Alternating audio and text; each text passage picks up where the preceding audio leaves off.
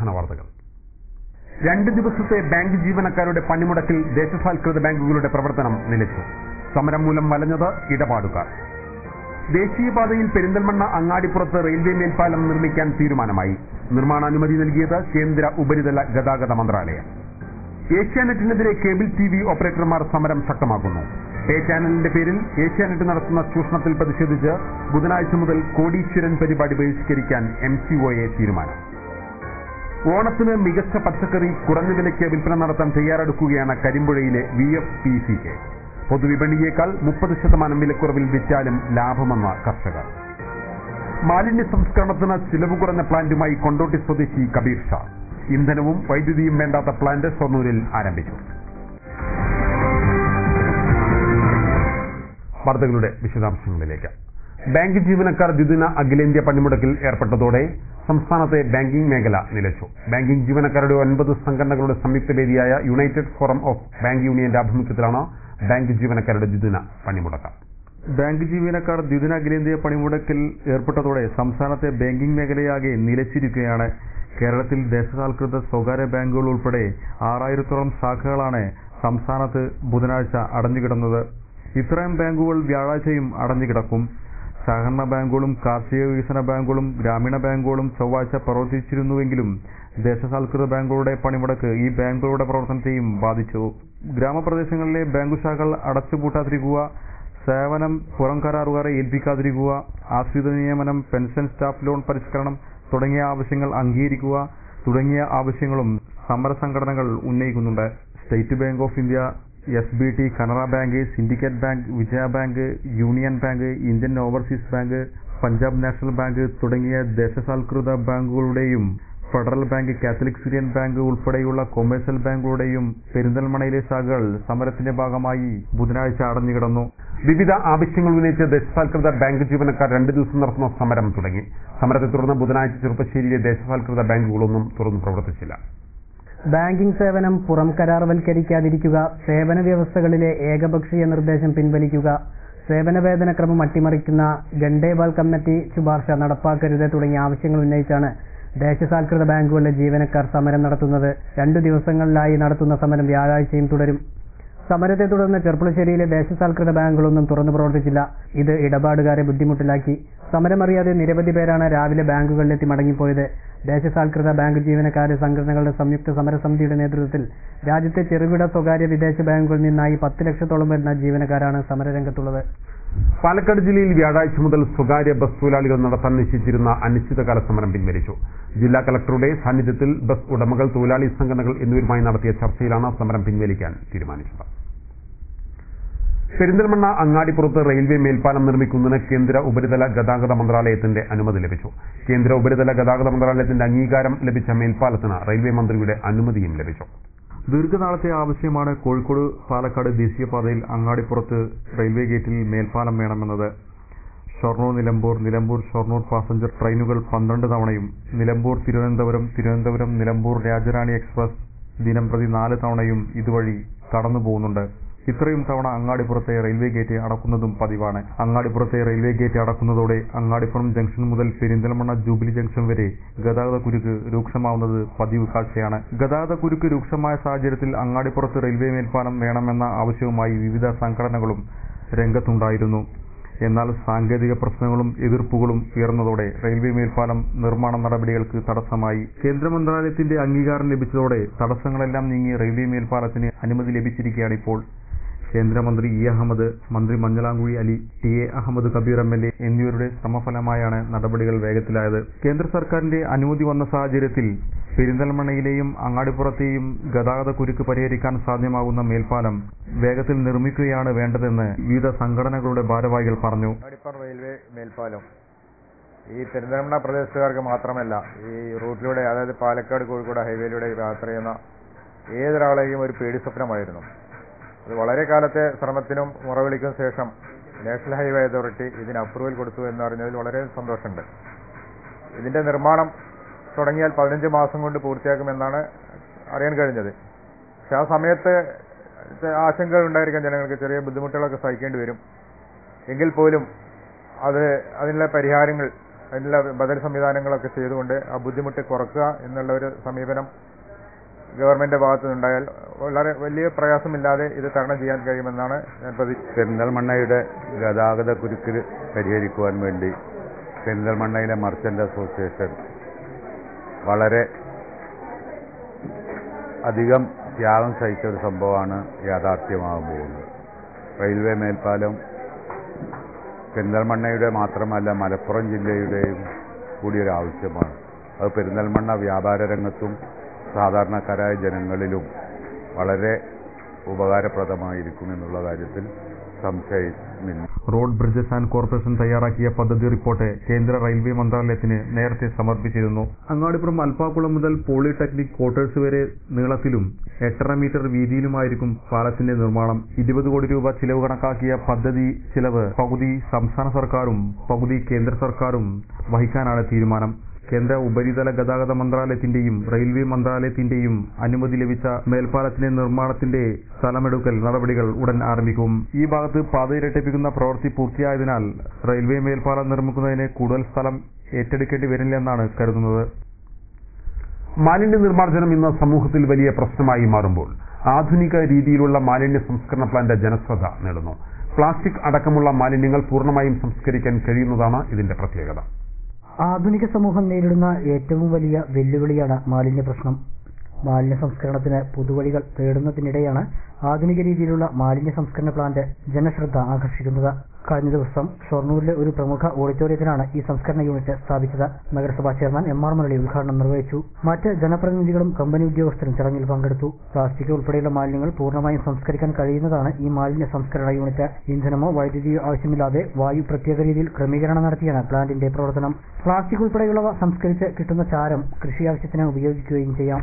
ആശുപത്രികൾ, ഹോട്ടലുകൾ, ഓഡിറ്റോറിയങ്ങൾ എന്നിവിടങ്ങളിലാണ് ഇപ്പോൾ ഇത് സ്ഥാപിച്ചിട്ടുള്ളത്. പാലക്കാട് ജില്ലയിൽ സദേൺ റെയിൽവേ മാലിന്യ സംസ്കരണത്തിന് ഈ പ്ലാന്റാണ് ഉപയോഗിക്കുന്നത്. 3,60,000 രൂപയാണ് പ്ലാന്റിന് ചെലവ് വരുന്നത്. ഒരു ദിവസം 3 ടണ്ണോളം മാലിന്യം ഇതിൽ സംസ്കരിക്കാം. മലപ്പുറം കുണ്ടോട്ടി സ്വദേശിയായ കബീർ ഷായാണ് ഇത് വികസിപ്പിച്ചെടുത്തത്.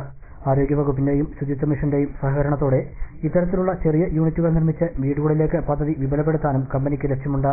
പഞ്ചായത്ത് വകുപ്പ് മന്ത്രി M.K. മുനീർ ഉൾപ്പെടെയുള്ളവരുമായി ഇക്കാര്യം സംസാരിച്ചിട്ടുണ്ടെന്നും പ്ലാന്റുകൾ സ്ഥാപിക്കുന്നതിന് സർക്കാർ സബ്സിഡി അനുവദിക്കുന്ന കാര്യങ്ങൾ പരിഗണനയിലാണെന്നും കമ്പനി അധികൃതർ അറിയിച്ചു. ഇതുകൊണ്ട് ഇന്ധനമില്ലാതെ കത്തുന്നതിന് മാത്രമല്ല, ഇന്ധന സഹായത്തോടും കത്തുന്നതിനേക്കാൾ കൂടുതൽ മാസ്കായും ഫലപ്രദമായും കത്തുന്നു. ഇതിന്റെ ചാരാണ് ഇതിൽ കിട്ടാവുന്ന സാധനം. പേ ചാനലിന്റെ പേരിൽ ഉപഭോക്താക്കളെയും കേബിൾ TV ഓപ്പറേറ്റർമാരെയും ചൂഷണം ചെയ്യുന്ന ഏഷ്യാനെറ്റിന്റെ നിലപാടിൽ പ്രതിഷേധിച്ച് ചാനലിലെ പ്രധാന പരിപാടികൾ ബഹിഷ്കരിക്കാൻ MCOA തീരുമാനിച്ചു. ഇതിന്റെ ആദ്യഘട്ടമെന്ന നിലയിൽ ബുധനാഴ്ച മുതൽ ഏഷ്യാനെറ്റിലെ കോടീശ്വരൻ പരിപാടി ഓഫ് ചെയ്യും. കേബിൾ TV ഓപ്പറേറ്റർമാരുടെ സംഘടനയായ MCOAയുടെ ചെറുപ്പശ്ശേരിയിൽ നടന്ന യോഗത്തിലാണ് ഈ തീരുമാനമെടുത്തത്. ദൃശ്യമാധ്യമങ്ങളുടെ നിയന്ത്രണ അതോറിറ്റിയായ ട്രായുടെ ലിസ്റ്റിൽ പേ ചാനൽ അല്ലാത്ത ഏഷ്യാനെറ്റ് പേ ചാനൽ ആണെന്ന് അവകാശപ്പെട്ട ഉപഭോക്താക്കളിൽ നിന്നും പണം ഈടാക്കുന്നുണ്ട്. ഇവയ്ക്ക് പുറമെ മുൻകാല പ്രാബല്യത്തോടെ പണം നൽകണമെന്ന ഏഷ്യാനെറ്റിന്റെ വിതരണ ഏജൻസിയായ മീഡിയ പ്രോ ആവശ്യപ്പെടുന്നത് പ്രതിഷേധിച്ചാണ് സമരത്തിന് MCOA നേതൃത്വം നൽകി വരുന്നത്. ഈ സമരം സാധാരണക്കാരായ ജനങ്ങൾക്ക് വേണ്ടിയാണെന്നും സമരത്തോടെ സഹകരിക്കണമെന്നും MCOA ചെറുപ്പശ്ശേരി മേഖലാ സെക്രട്ടറി ശശികുമാർ പറഞ്ഞു. ഏഷ്യാനെറ്റിന്റെ പേ ചാനലിന്റെ എതിരായിട്ടുള്ള സമരം കഴിഞ്ഞ 3 മാസമായി നടന്നുകൊണ്ടിരിക്കുകയാണ്. അതിന്റെ ഒരു തുടർച്ചയായിട്ടാണ് ഏഷ്യാനെറ്റിന്റെ കോടീശ്വരൻ എന്ന ഒരു പരിപാടി ഇപ്പോൾ നമ്മൾ ബ്രേക്ക് ചെയ്തുകൊണ്ടിരിക്കുന്നത്. പിന്നെ അത് ഇപ്പോൾ താൽക്കാലികമായി നമുക്ക് കാണാൻ പറ്റില്ലെങ്കിലും ഇനി വിലവർദ്ധനവ് കൂട്ടിക്കൂട്ടിക്കൊണ്ട് വന്നു കഴിഞ്ഞാൽ ഇത് ജനങ്ങളിൽ എത്തിച്ച് ജനങ്ങളിൽ നിന്ന് ഈടാക്കാൻ അവർ പറയുന്നു. നമ്മൾക്ക് ഒരിക്കലും ഈടാക്കാൻ പറ്റുകയില്ല. അതിനാൽ അതിനുവേണ്ടി മാത്രമാണ് ഈ ചാനൽ ഇപ്പോൾ ബ്രേക്ക് ചെയ്യുന്നത്. അതുകൊണ്ട് എല്ലാ കേബിൾ TV വ്യൂവേഴ്സും ഇതിന് ഞങ്ങളോടൊപ്പം സഹകരിക്കണമെന്ന് വിനീതമായി അഭ്യർത്ഥിക്കുന്നു. ബുധനാഴ്ച ചെറുപ്പശ്ശേരിയിൽ നടന്ന കേബിൾ TV ഓപ്പറേറ്റർമാരുടെ യോഗത്തിലാണ് കോടീശ്വരൻ പരിപാടി ബഹിഷ്കരിക്കാൻ തീരുമാനിച്ചത്. പ്രക്ഷോഭത്തോട് അനുഭവം പ്രകടിപ്പിച്ച് ഭൂരിപക്ഷം കേബിൾ TV ഓപ്പറേറ്റർമാരും രംഗത്ത് വന്നു. ഇടവേള.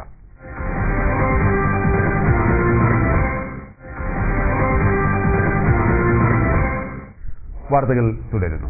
വാദ്യവിസ്മയം തീർക്കാൻ പെരിങ്ങോട് പഞ്ചവാദ്യ സംഘം ഒരുങ്ങി. ലിംക ബുക്ക് ഓഫ് റെക്കോർഡിൽ ഇടം നേടാനായി ആഗസ്റ്റ് 25-നാണ് പെരിങ്ങോട് പഞ്ചവാദ്യ സംഘം വാദ്യവിസ്മയം തീർക്കുന്നത്. പഞ്ചവാദ്യ ലോകത്ത് ആദ്യമായി ഒരേ വിദ്യാലയത്തിൽ പഠനം പൂർത്തിയാക്കിയ കഴിവുറ്റ 301 കലാകാരന്മാരാണ് പെരിങ്ങോട് വാദ്യവിസ്മയം തീർക്കാൻ ഒരുങ്ങുന്നത്. തുടർച്ചയായി സ്കൂൾ കലോത്സവങ്ങളിൽ ചാമ്പ്യന്മാരായി റെക്കോർഡിച്ച പെരിങ്ങോട് സ്കൂൾ ടീം തന്നെയാണ് ഈ ഉദ്യമത്തിനും നേതൃത്വം നൽകുന്നത്. ലിംക ബുക്ക് ഓഫ് റെക്കോർഡിൽ ഇടം നേടാനായി ആഗസ്റ്റ് 25-നാണ് പെരിങ്ങോട് പഞ്ചവാദ്യ സംഘം വാദ്യവിസ്മയം തീർക്കുക.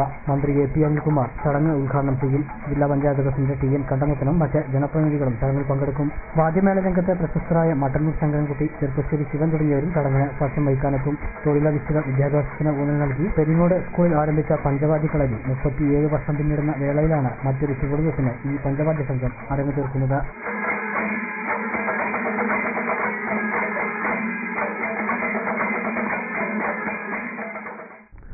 പെരിന്തൽമണ്ണ സഹകരണ കാർഷിക ഗ്രാമവികസന ബാങ്കിന്റെ സുവർണ ജൂബിലി ആഘോഷം വെള്ളിയാഴ്ച നടക്കും. സഹകരണ വകുപ്പ് മന്ത്രി സി എൻ ബാലകൃഷ്ണൻ ആഘോഷ പരിപാടികൾ ഉദ്ഘാടനം ചെയ്യും.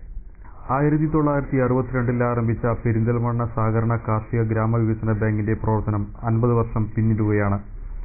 തുടക്കത്തിൽ കർഷകർക്ക് മാത്രം ചെറിയ വായ്പകൾ അനുവദിച്ചിരുന്ന ബാങ്ക് ഇപ്പോൾ എല്ലാ വായ്പകളും അനുവദിച്ചു വരുന്നുണ്ട്. 52,93 ലക്ഷം രൂപ ബാങ്ക് ഇപ്പോൾ വിവിധ വായ്പകളായി നൽകിയിട്ടുണ്ട്. പെരിന്തൽമണ്ണ സഹകരണ കാർഷിക ഗ്രാമവികസന ബാങ്ക് ഇന്ന് മലപ്പുറം ജില്ലയിലെ മികച്ച ബാങ്കായും സംസ്ഥാനത്ത് തന്നെ മുൻനിര ബാങ്കുകളിൽ ഒന്നായും വളർന്നു കഴിഞ്ഞു. 5 പതിറ്റാണ്ടിലേറെയായി താലൂക്കിലെ കാർഷിക മേഖലയിലും കാർഷികേതര രംഗങ്ങളിലും വൈവിധ്യമാർന്ന പദ്ധതികൾ നടപ്പാക്കി വരുന്ന ബാങ്കിന്റെ സുവർണ ജൂബിലി ആഘോഷത്തിന്റെ ഭാഗമായി 1 വർഷം നീണ്ടു നിൽക്കുന്ന പരിപാടികളാണ് സംഘടിപ്പിച്ചിരിക്കുന്നത്.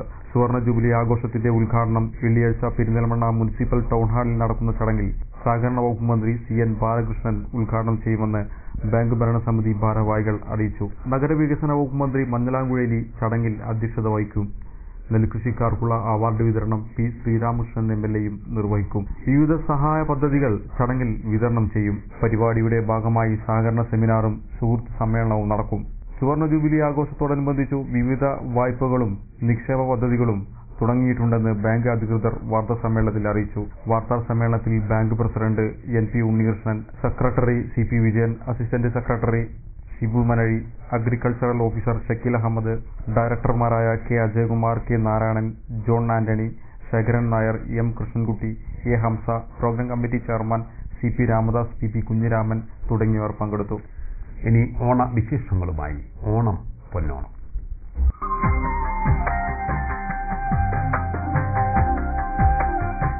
നാലുവെട്ട് കായവറവിനും ശർക്കര ഉപ്പേരിക്കും ആവശ്യക്കാർ ഏറുന്നു. മലയാളിയുടെ ഓണസദ്യയിൽ പ്രഥമ സ്ഥാനമാണ് ഇവയ്ക്കുള്ളത്.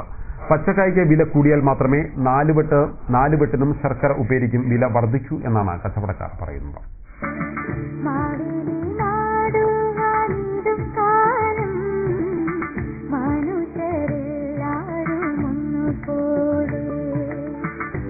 ഓണസദ്യയ്ക്ക് വിളമ്പാൻ പണ്ടൊക്കെ വീടുകളിൽ തന്നെയായിരുന്നു കായവറുത്തതും ശർക്കര ഉപ്പേരിയും ഉണ്ടാക്കിയിരുന്നത്. മൂലം നാൾ മുതൽ ഇതിന്റെ പണി തുടങ്ങുകയായി. നല്ല പച്ച നേന്ത്രക്കായ തിരഞ്ഞെടുത്ത് തോലുകളഞ്ഞ് 4ആക്കി വെട്ടി തിളച്ച എണ്ണയിലേക്കിടും.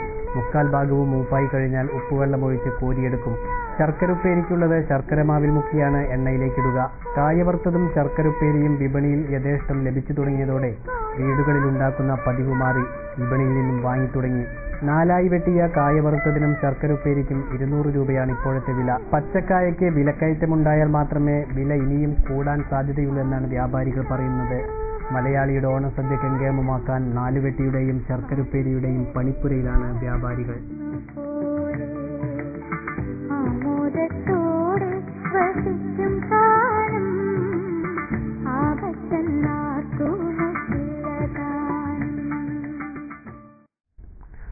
ഡെൻസിറ്റി ചാനലിന്റെ ഓണാഘോഷ പരിപാടിയും ഓണസദ്യയും ബുധനാഴ്ച നടന്നു. ചെറുപ്പശ്ശേരി മിഥില റീജൻസിയിൽ നടന്ന ആഘോഷ പരിപാടിയിൽ കേബിൾ TV ഓപ്പറേറ്റർമാർ, ഡെൻസിറ്റി ചാനൽ ജീവനക്കാർ എന്നിവർ പങ്കെടുത്തു. Density channel MD P Naufal, operation manager Binoy, general manager Manu, Den network പ്രതിനിധികളായ ജയ്ഫർ, നൌഷാദ് ചക്രവർത്തി തുടങ്ങിയവർ പങ്കെടുത്ത് സംസാരിച്ചു. തുടർന്ന് ഓണസദ്യയും ഒരുക്കിയിരുന്നു.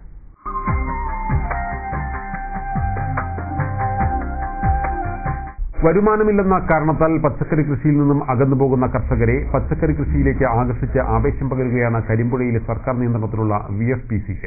ഈ ഓണക്കാലത്ത് കുറഞ്ഞ വിലയ്ക്ക് നാടൻ പച്ചക്കറികൾ ഉപഭോക്താക്കൾക്ക് ലഭ്യമാക്കുക എന്ന ലക്ഷ്യത്തോടെയാണ് VFPCK പച്ചക്കറി മാർക്കറ്റ് ആരംഭിച്ചിരിക്കുന്നത്.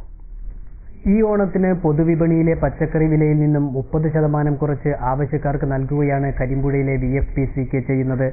സംസ്ഥാനത്തെ 150 ചെറുകിട വിൽപ്പന കേന്ദ്രങ്ങളിൽ 14 എണ്ണമാണ് ജില്ലയിൽ പ്രവർത്തിക്കുന്നത്. ഇത്തരം വിൽപ്പന കേന്ദ്രങ്ങൾ ചങ്ങല കണക്കെ ക്രമീകരിച്ചിരിക്കുന്നതിനാൽ ആവശ്യമുള്ള സാധനങ്ങൾ എത്തിക്കുന്നതിന് കടത്തുതുക കുറവായിരിക്കും. 30% വിലക്കുറവിൽ പച്ചക്കറികൾ വിൽപ്പന നടത്തിയിട്ടും ലാഭകരമാണെന്നാണ് കരിമ്പുഴയിലെ VFPCKയുടെ നടത്തിപ്പുകാർ പറയുന്നത്.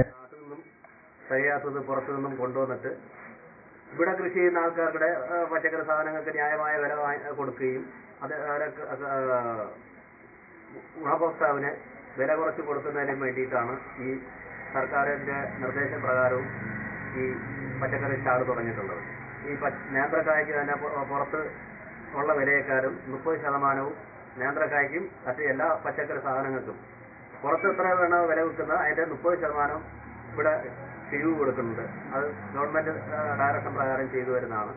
അതുകൊണ്ട് ഈ ഗുണഭോക്താവിന് ഗുണം, കൃഷിക്കാർക്ക് മെച്ചപ്പെട്ട വിലയും ഈ മാർക്കറ്റിൽ നിന്ന് കിട്ടിവരുന്നുണ്ട്.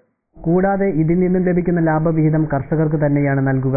ജില്ലയിലെ ആയിരക്കണക്കിന് ചെറുകിട നാമമാത്ര കർഷകർ ഉൾപ്പെടുന്ന 23 സ്വാശ്രയ കർഷക വിപണികളുടെ പ്രവർത്തനം ഏകോപിപ്പിക്കുന്നതോടൊപ്പം കർഷകർക്ക് യഥാസമയം മാർഗനിർദ്ദേശങ്ങൾ നൽകുകയാണ് കരിമ്പുഴയിലെ VFPCK. കർഷകരെ സൂക്ഷ്മകൃഷിയിൽ ആകൃഷ്ടരാക്കുക വഴി കൃഷി ലാഭകരമാക്കുകയും യുവാക്കൾ ഉൾപ്പെടെയുള്ളവരെ കൃഷിയുമായി അടുപ്പിച്ചു നിർത്തുന്നതിനുമുള്ള പ്രവർത്തനങ്ങളും കരിമ്പുഴയിലെ VFPCK നടത്തിവരുന്നുണ്ട്. ഒരു ഇടവേള കൂടി.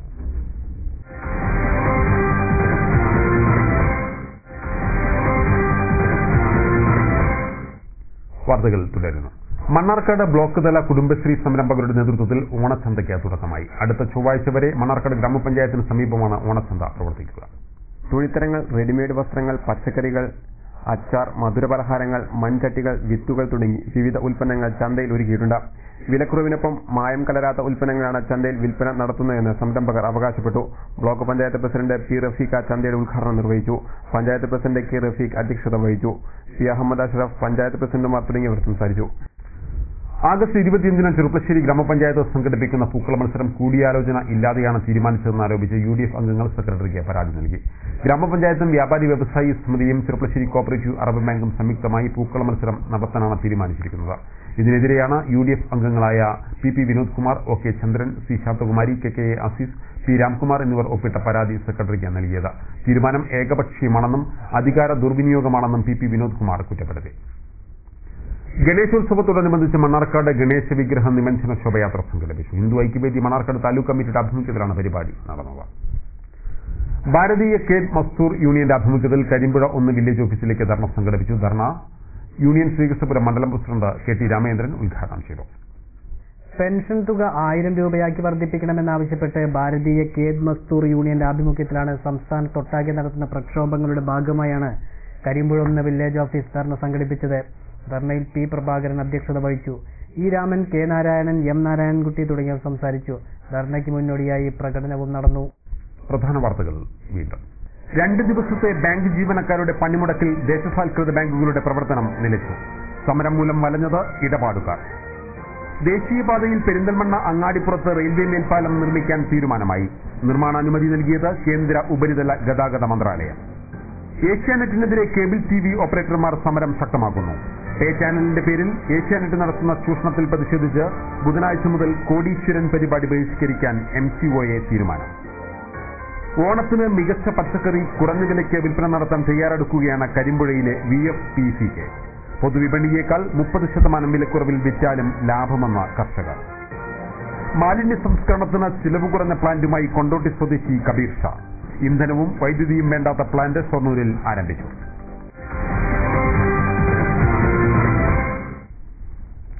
ഇതോടെ ഈ വാർത്താ ബുള്ളറ്റിൻ സമാപിക്കുന്നു. നമസ്കാരം.